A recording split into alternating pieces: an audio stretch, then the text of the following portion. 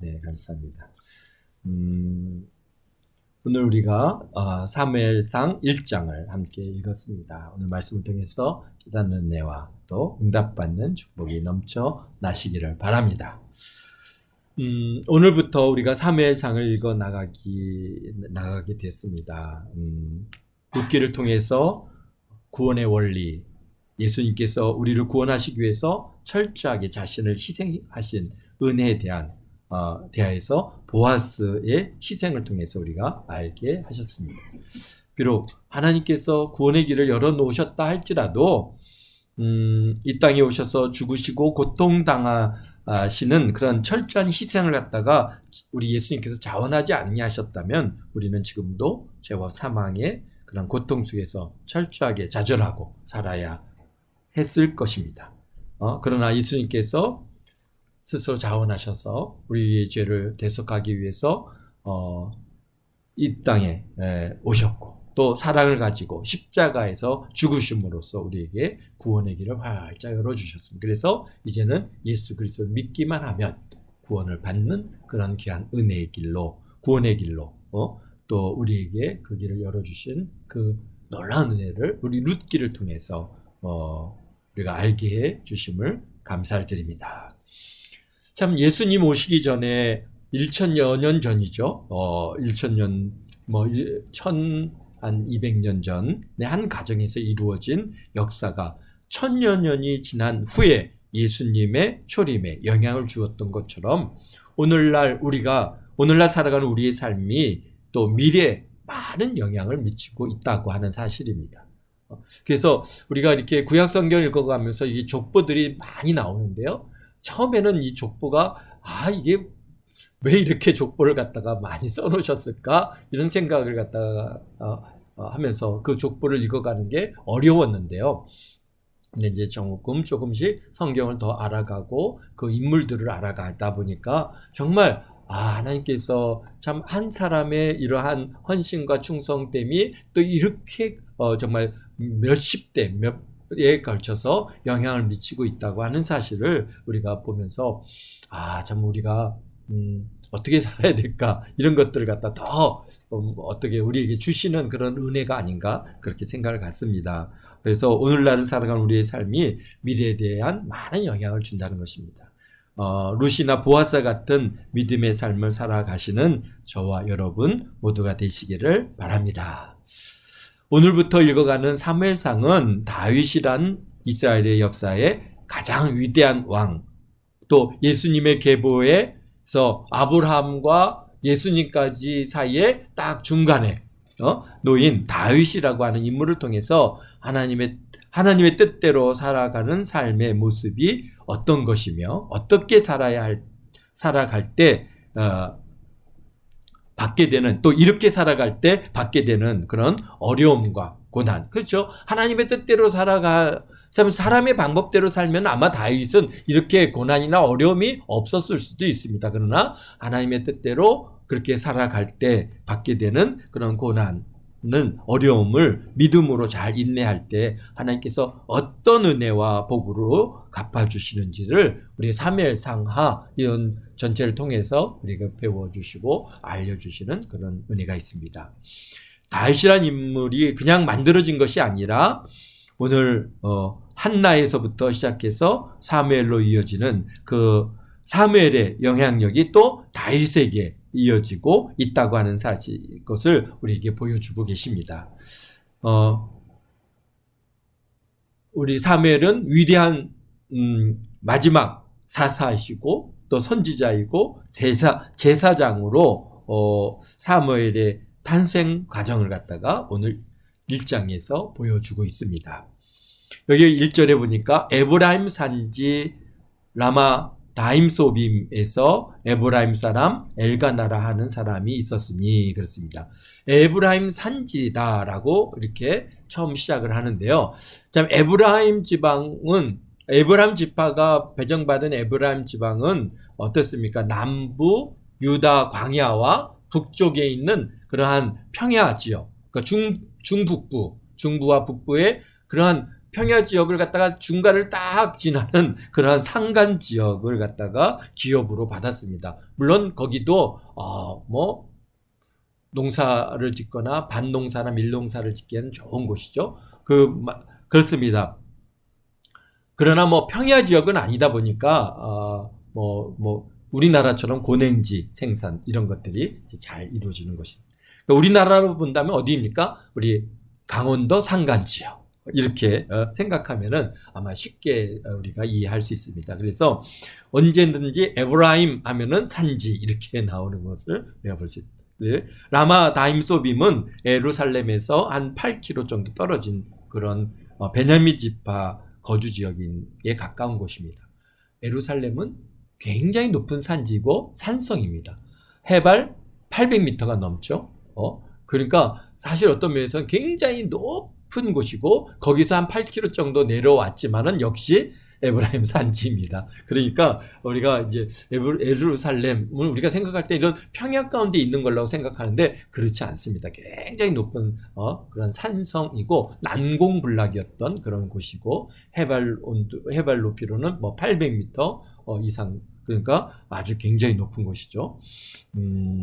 뭐 우리 사해에서부터 본다면 사해는 마이너스 430이니까 거기서 보면은 한 1200, 1300 가까이 이렇게 되는, 그러니까 1200이 넘으면은 어디 정도 됩니까? 한라산 정도 되나요?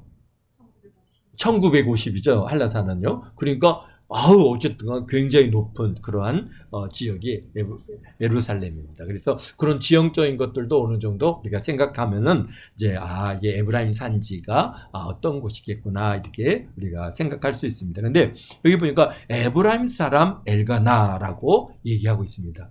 그 엘가나 그러면서 얘기하기를 여기에 이제 그의 아버지는 엘리우시고 할아버지는 도우고 증조 할아버지는 숲이고 그 다음에 증조 할아버지죠? 네. 도우고 그 다음에 증조 할아버지가 도우고 그 다음에 고조 할아버지가 숲인 그러한 엘리후, 엘가나라고 하는 인물이, 아버지는 여로함이고, 그 다음에 할아버지가 엘리후고, 그 다음에, 증조 할아버지가 도우고, 그 다음에 현손, 그러니까 고조 할아버지가 숲입니다. 그러니까 우리도 고조 할아버지까지는 이게 누구다라고 얘기를 갖다 고조 할아버지까지는 우리도 얘기하는 것처럼 성경도 보면은 사실 그 이상 고고조 할아버지는 사실 우리가 잘 모르죠. 그런데 여기서 보면은 현손, 고조 할아버지까지 이렇게 기록하고 있는데, 그런데 여기 엘가나의 아들이 누굽니까? 사무엘이잖아요. 근데 사무엘은 하나님께서 사사하시고 또 그 다음에 뭐 선지자이고 그러면서 또 우리가 성경을 이렇게 읽어가다 보면은 제사장의 역할을 감당하고 있거든요. 근데 아무나 제사장이 되나? 그런 건 아니잖아요. 그러니까 여기서 보면은 에브라임 사람인데 제사장이 되나? 사무엘은 그러면은 에브라임 사람이니까 에브라임 지파인가? 우리가 이제 그렇게 생각을 할 수 있는데요. 우리가 역대상 6장을 한번 읽어보겠습니다. 역대상 6장을 이렇게 찾아보면요. 우리 이제 사무엘의 족보가 잘 나와 있습니다. 사무엘의 족보를 이렇게 쭉 보면요.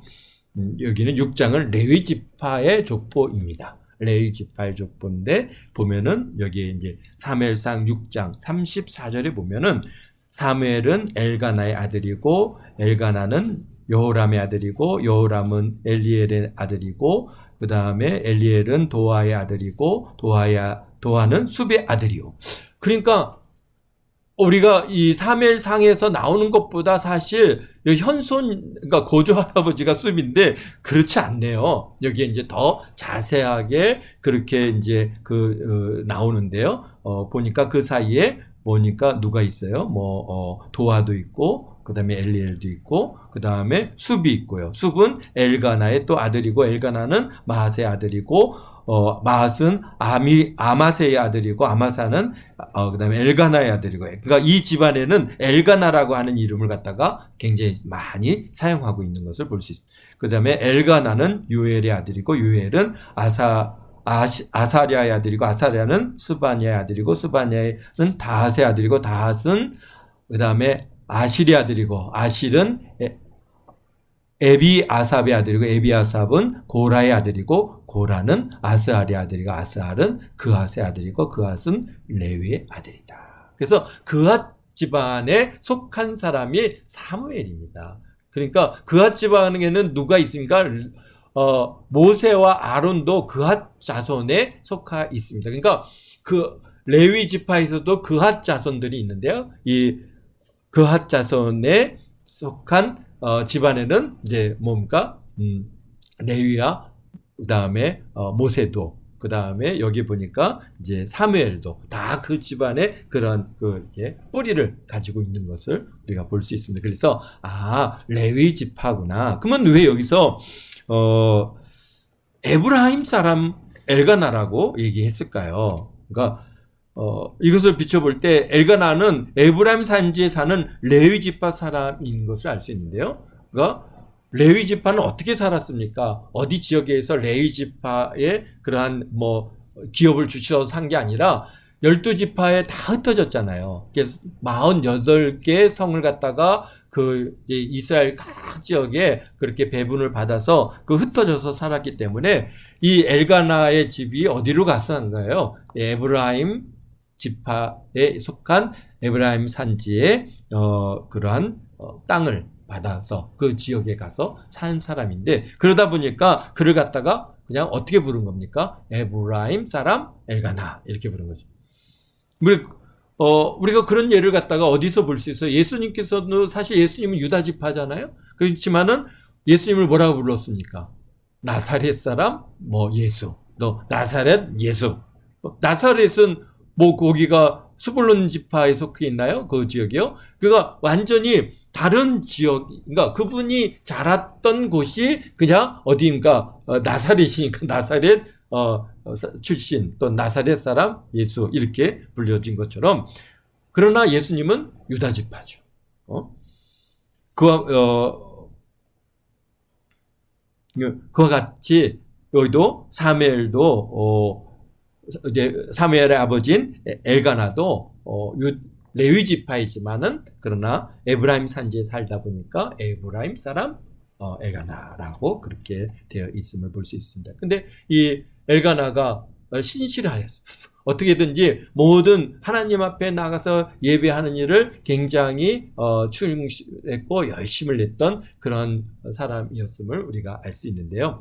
그래서 여기에 보니까 사무엘이 제사장으로 사사로 선지자로 사역을 감당하였기에 레위 지파이며 또 모세와 아론의 계열인 고핫 자손이라는 것을 우리가 알 수 있습니다. 이 2절에서 보니까 여기가 그에게 두 아내가 있어 한 사람은 이름은 한나고 한 사람의 이름은 분인나다. 근데 분인나는 자녀가 있고 한나에게는 자식이 없었더라 그랬습니다. 참 이렇게 당시에 이게 레위 지파이지만은 또 아내를 둘을 뒀네요. 하나는 분인나고 하나는 아내 한나라고 하는 두 아내가 있었고요. 그런데 한나에게는 자식이 없었어요. 그래서 이 사람이 매년 자기 성읍에서 나와 실로로 올라가서 만군의 여호와께 예비하며 제사를 드리는데 그렇습니다. 보니까 매년제 여기 보냐면은 21절에도 뭐라고 하냐면은 이렇게 그 사람이 엘가나가 그의 온 집이 여호와께 매년제와 서원제를 드리러 올라갈 때 이렇게 있습니다. 그러니까 매년제가 뭡니까? 매년제는 매년 드리는 제사인데요. 그러니까 하나님 앞에 꼭 나와야 됩니다. 나오는 게 남자는 다 어떻게 해요? 3번을 나와야죠. 6월절, 그 다음에 오순절, 그 다음에 장막절 이렇게 세 절기에 항상 나와야 되는데 그렇게 매년제를 열심히 여호와 하나님 앞에 나갔는데 당시에 성막이 어디 있었습니까? 실로에 있었습니다. 그리고 그 제사장은 누구였습니까? 엘리 제사장이었습니다. 엘리 제사장이 이제 실로에 있는 성막에서 하나님을 갖다가 이제 섬길 때 그 실로로 다 사람들이 나와서 하나님을 예배하고 제사를 짓는데요. 근데 거기에는 하나님 앞에 저게 유월절에 어린 양을 잡기도 하고, 그 다음에 또 각종 이게 제물을 올리지만, 또 여기 소원 제물, 또 화목 제물, 여러 제물들을 갖다가 올리게 됐습니다. 그런데 지금 이 엘가나가 여기에 보니까 4절에 이렇게 엘가나가 제사를 드리는 날에는 제물의 분깃을 그의 아내 분인나와 그의 모든 자녀에게 주고 한나에게는 갑주를 주니 이는 그를 사랑하니라. 그러나 여호와께서 그에게 임신을 하지 못하게 하시니 그랬습니다. 그러니까 항상 이렇게 나와서 제사를 갖다가 이제 드리는데 어떻게 했다는 거예요? 예. 이제 여기 보니까 재물의 분깃이라고 이 얘기를 하고 있습니다. 재물의 분깃은 뭡니까? 그러니까 하나님 앞에 이렇게 번제나 속죄제나 속건제나 이런 것들은 다 하나님 앞에 드려지는 것이고요. 그래서 그것을 갖다 우리가 이제 레위기나 또는 민수기나 신명기에서 이제 그것을 갖다 제사장이 어떻게 해야 된다라고 하는 것들을 말씀하시는데, 반면에 화목제물의 경우 또는 감사제물 이런 것들은 그것을 갖다가 어떻게 합니까? 제물을 올린 사람들이 이제 다 그것을 나누어서 먹어야 됩니다. 그래서 나누어 먹는데, 가족들이 함께 나누어 먹는 건데, 이제 보니까 분인나와 분인나의 자녀들에게, 그때 한나에게 주는데, 한나에게는 2몫을 갖다 이렇게 준 거예요. 근데 이유를 뭐래요? 한나를 사랑했기 때문이다. 그렇게 얘기하고 있죠. 근데,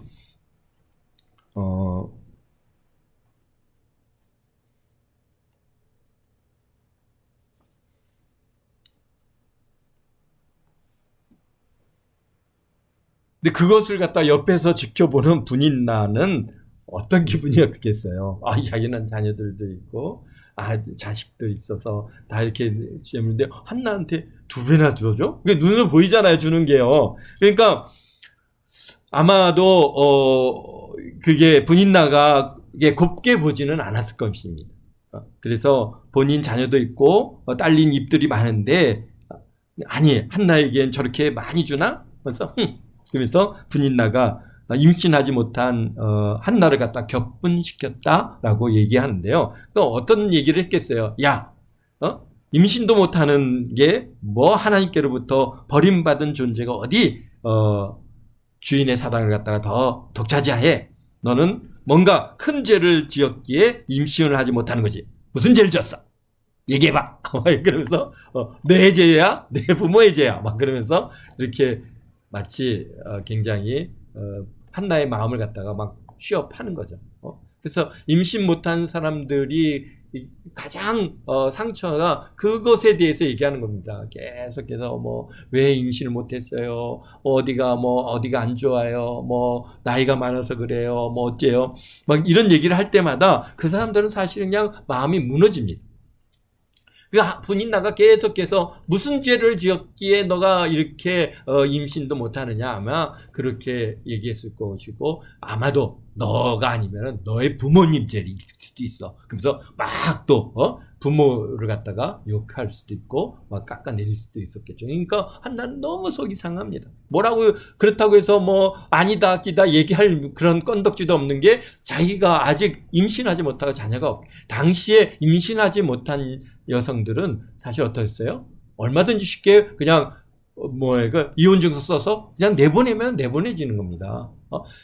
여성의 가장 중요한 덕목 중에 하나가 자녀를 낳아서 그 자녀의 그 가정의 대를 잇는, 우리가 룻기에서 봤잖아요. 얼마나 이 대를 잇는 일이 중요한 일입니까? 심지어는 계대 결혼을 통해서 안 되면은 대가 없이 자녀가 없이 죽으면은 가족이든지 친척이든지 친족이라는 사람까지도 어쨌든간 계대 결혼을 해서 대를 잇게 하는 그 정도로 그것이 굉장히 중요한 덕목인데, 자녀를 못 낳는다? 그러면 굉장히 무시를 당한 것이죠. 그러니까 한나가 어떻게 갔다고 여기에 7절에 보니까 격분했다라고 얘기합니다.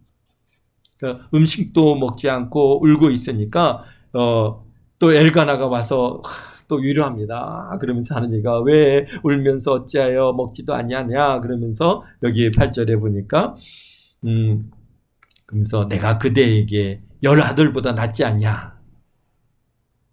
그 말이 위로가 될 말입니까? 참 우리가 그래서 우리 남자들이 아내를 위로할 때 말을 잘해야 됩니다. 그래서 지금 한나는 자녀를 낳는 것이 그게 그냥 그에게 가장 강한 소원인데 내가 아들보다 10아들보다 내가 더 낫지 않아. 나 하나면 충분해. 뭐 아들이 뭐 필요해. 막 그런 얘기하면은 위로가 안 되는 거죠. 어떻게 해요? 하나님께서 당신에게 참 자녀를 줄 줄 믿습니다. 우리가 함께 기도합시다. 그러면서 그 한나를 갖다가 위로했어야 되는데 엉뚱한 말로 위로하니까 한나는 뭐 이게 위로가 안 되니까 그러니까 이제 어떻게 합니까? 하나님의 전에 가까이 나가서 막 마음을 갖다가 막 그 앞에 내려놓고 통곡하며 기도하는데요. 우리 10절에 보니까 한나가 마음에 괴로워하여 여호와께 기도하고 통곡하며 그러니까 얼마나 그냥 엉엉 거죠. 엉엉 거예요. 그러면서 하는 얘기가 뭐예요? 서원하여 이르되 만군의 여호와여 만일 주의 여종이 고통을 돌보시고 나를 기억하사 주의 여종을 잊지 아니하시고 주의 여종에게 아들을 주시면 내가 그의 평생에 그를 여호와께 드리고 삭도를 그의 머리에 대지 아니하겠나이다 라고 그렇게 해서 무슨 얘기입니까? 나실인으로 그를 갖다가 하나님 앞에 구별해 드리겠다라고 그렇게 서원을 합니다.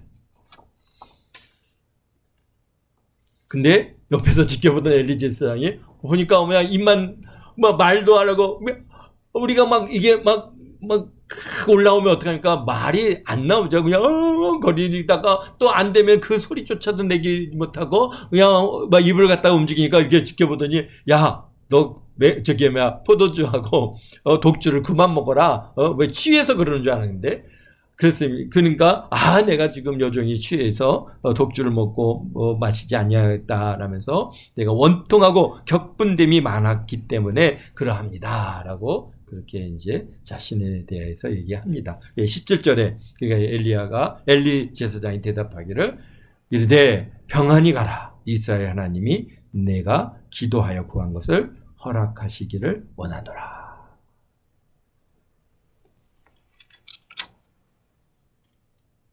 그러니까 제사장의 축복의 말씀을 우리 한나는 어떻게 뭘로 들었어요? 응답함으로. 이게 정말 여호와 하나님께로부터 응답으로 받아들인 거예요. 그래서 한나가 보니까요. 여기에 18절에 이르되 당신의 여종이 당신께 은혜 입기를 원하나이다 하고 가서 먹고 얼굴에 다시는 근심빛을 없더라. 아멘. 이제요 우리가 참 여기서 또 기도응답의 원리를 분명하게 보여주고 계신데요. 그러니까 뭡니까? 주신 줄로 믿는 거죠. 사실 지금 엘리 제사장의 그러한 축복의 말 한마디를 이 한나는 지금 어떤 하나님께로부터 계시를 받고 하나님의 음성이 있고 하나님께서 딱 한나야 내가 너 기도를 들어주겠다 이런 거 아니잖아요. 그런 거 아닌데 엘리 제사장의 그런 축복의 말, 하나님께서 기도하고 구한 것을 허락하시기를 원하노라라고 하는 그런 음성 그 응답 하나를 듣고 한나는 뭘로 받은 거예요? 하나님의 응답으로 받은. 그래서 어떻게 됐다는 거예요? 다시는 근심빛이 없었더라. 이게 중요하죠. 그러니까 주신 줄로 믿습니다. 응답하신 줄 믿습니다. 아무리 믿음의 고백을 해도 응답이 없는 것은 왜일까요? 왜예요? 의심하니까. 두 마음을 품고 계속 근심하니까. 그래서 야고보서 1장 여기 6절에서 8절 말씀을 보면은 뭐라고 합니까? 너희가 믿지 아니하고 의심하고 두 마음을 품게 그런 자는 받을 줄 네. 우리 한번 찾아보자. 우리 야고보서. 네. 1장 6절 8절. 네. 6절입니다. 오직 믿음으로 구하고 조금도 의심하지 말라. 의심하는 자는 마치 바람에 밀려 요동하는 바다 물결 같으니 이런 사람은 무엇이든지 주께 얻기를 생각하지 말라. 그러면서 두 마음을 품어 모든 일에 정함이 없는 자로다. 그렇습니다. 그러니까 의심하고 두 마음을 품고 이런 사람들은 어떠한가 주께 얻기를 생각하지 말라. 응답이 없다 이겁니다. 뭘 받지 못한다 이 말씀입니다. 근데 한나는 어떻게 했어요? 믿었죠. 의심하지 않았어요. 뭐 엘리 제사장이 하신 말씀 그게 응답된지 어떻게 알아요? 그러면서 거기서 하나님 증거를 보여주시옵소서, 하나님 뭘 갖다가 응답해 주시옵소서 또 구하지 않았습니다. 여기 보니까 엘리 제사장이 내가 하나님께서 내 기도를 갖다가 들어주시기를 내가 원하노라라고 하시는 그 말씀을 갖다가 받고 아멘 하고 돌아서서 어떻게 하는 거예요? 그의 마음에 근신된 빛이 없었어요. 행복해서 하나님께서 응답해 주셨습니다. 자녀 주신 줄 믿습니다. 그러면서 갔어요. 그래서 오늘 말씀을 통해서 우리가 기도 응답의 실천 상황을 갖다가 배우게 되기를 바랍니다. 어떻다고요? 다시는 금신빛이 얼굴에 없었더라. 그러니까 엘가나가 볼 때 가서 열심히 기도하고 보더니 이제 얼마 전까지 막 울던 우리 한나가 금신된 빛이었고 행복한 모습으로 밝은 모습으로 얼굴에 기쁨이 있는 모습으로 돌아왔을 때 엘가나 마음이 어떻게 했습니까? 너무 기쁘죠. 너무 아마 더 사랑이 가고 아마 더 우리 한나를 향한 그 기쁨이 그 엘가나의 마음에 넘쳐났을 겁니다. 그러니까 여기서 우리도 여러 가지 어려움이 있고 응답받을 일들이 많이 있습니다. 하나님 앞에 나가서 눈물로 기도합니다. 기도해야죠. 부르짖어 기도해야 됩니다. 그러나 언제까지? 마음의 평강을 주실 때까지. 또 평강 주시고 응답이 왔으면 어떻다는 거예요? 이제 상황이 바뀐 거잖아요. 주신 줄 믿습니다. 이렇게 우리가 고백했으면 얼굴에 뭐가 없어져야 되는 거예요? 금신된 빛이 없어져야 되는 거예요. 그리고 어떻다는 거예요? 항상 감사합니다. 기쁨이 있어요. 근데 우리는 응답하신 줄 믿습니다. 그렇게 믿음의 고백을 하고는 얼굴에 계속 금신된 빛으로 막 이러면서 우리가 살아간다면은 그게 두 마음이라는 거죠.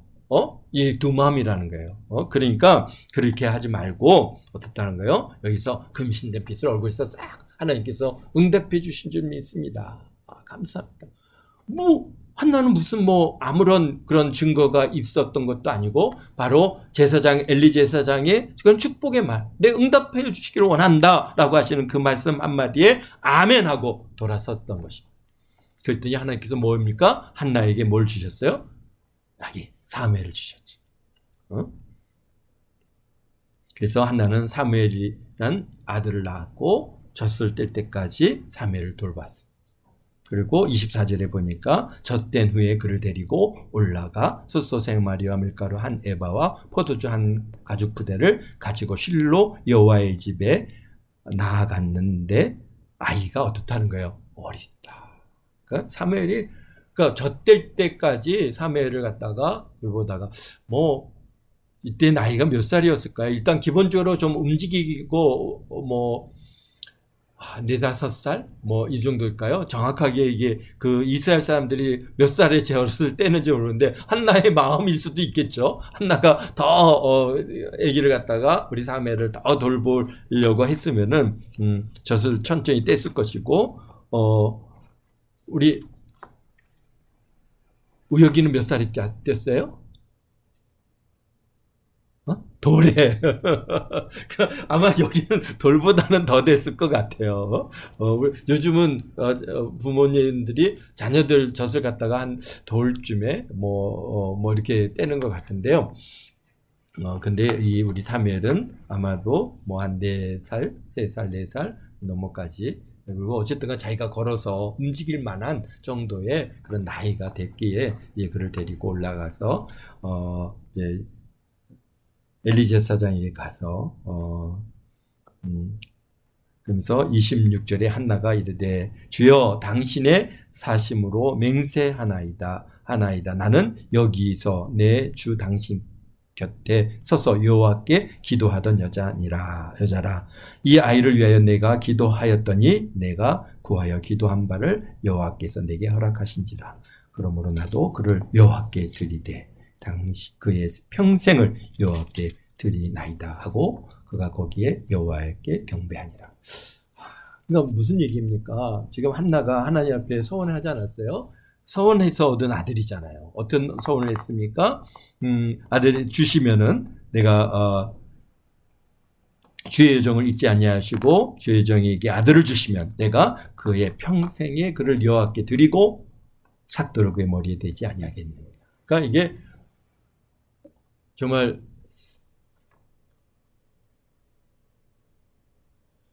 구별된 아들로 그를 갖다가 드리는 이 일이 이 기도한 대로 한나는 그 서원한 대로 그 사무엘을 지금 데리고 하나님 앞에 드리러 왔습니다. 사무엘을 주의 종으로 여호와께 드렸어요. 사무엘이 원해서도 아니고 전적으로 어머니 한나의 기도와 서원으로 드려졌지만 사무엘이 또 어머니 뜻에 거역하지 아니하고 평생 하나님의 뜻에 따라서 변함없이 살았습니다. 참 그게 이게 참 한나도 대단하지만 사실 사무엘도 대단하죠. 그러나 분명한 것은 한나가 이 어떻게 얻은 아들입니까? 정말 하나님 앞에 눈물로 기도해서 얻은 아들이지만은 그러나 또 그에게 서원한 것 하나님 앞에 갚아드리는 거예요. 우리가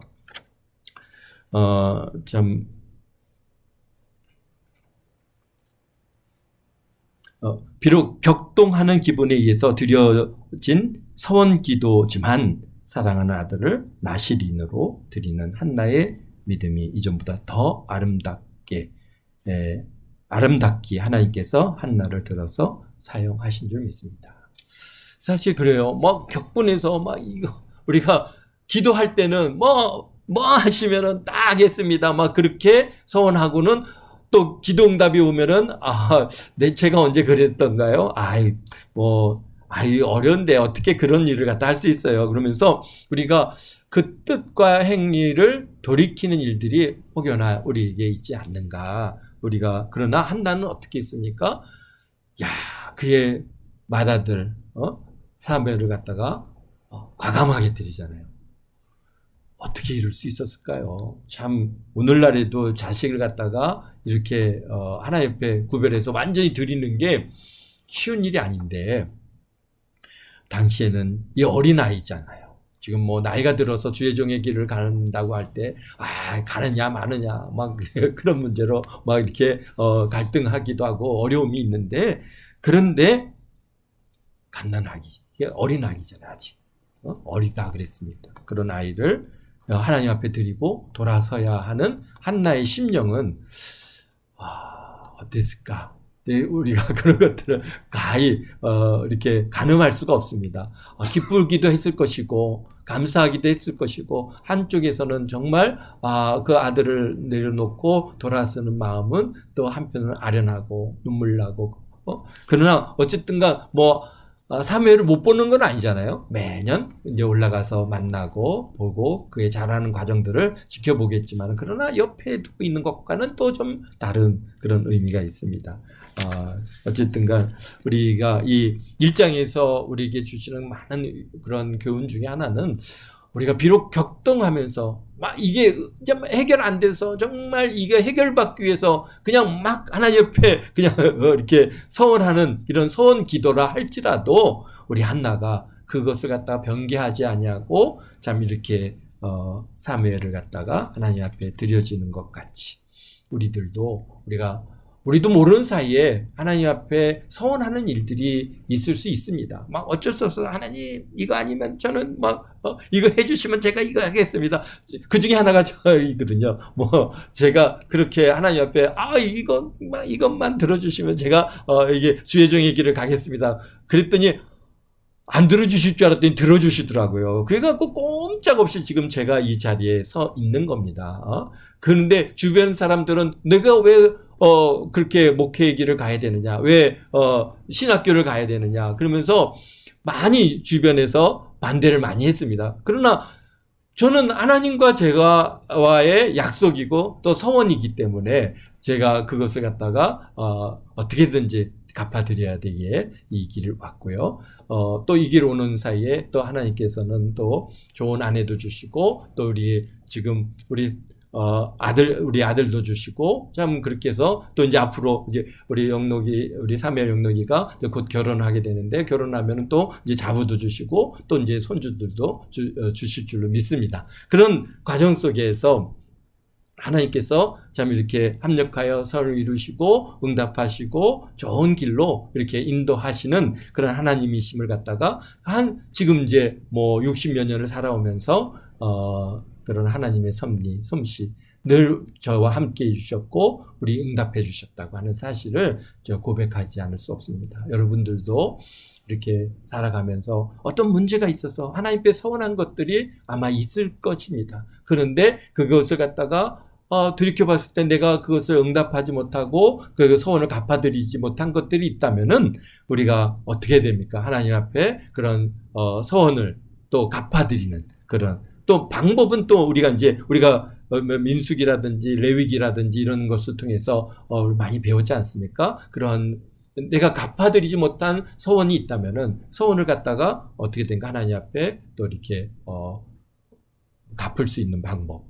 우리 하나님께서 우리에게 주신 그런 방법을 통해서 갚고, 가장 좋은 방법은 서원한 대로 또 그대로 행하는 것이 가장 첫 번째 좋고요. 두 번째는 가능하면 우리가 서운하지 않았으면 좋겠습니다. 서운했는데 서운을 갚지 못하면은 그만큼 하나님께로부터 많은 연단이 우리에게 많이 있습니다. 그래서 주변에서 이렇게 보면은 그런 이렇게 쉽게 맹세하고 쉽게 서운하는 것들을 이렇게 옆에서 보면은 그냥 우리는 조마조마합니다. 아이고 저러면 안 되는데. 제발 저렇게, 서운하는 일이 얼마나, 이게 정말 무게감이 있는 거, 목숨을 내놓는 일이라고 하는 것인데, 그것을 그렇게 쉽게 이렇게 할 일은 아니다라고 하는 것이고요. 또 우리가 개인적으로 내가 입으로 이렇게 하나님 앞에 말하지 않았다 할지라도 또 우리가 마음으로 서운한 것들이 또 혹여나 있다면은 그런 것들도 우리가 하나하나 하나님 앞에 서원을 갖다 갚아드리는 것이 또 하나님께로부터 복을 받고 여러분의 문제들이 해결함을 받아가는 그런 귀한 비결이 있는 줄로 믿습니다. 기도하겠습니다. 사랑의 예수님 감사해요.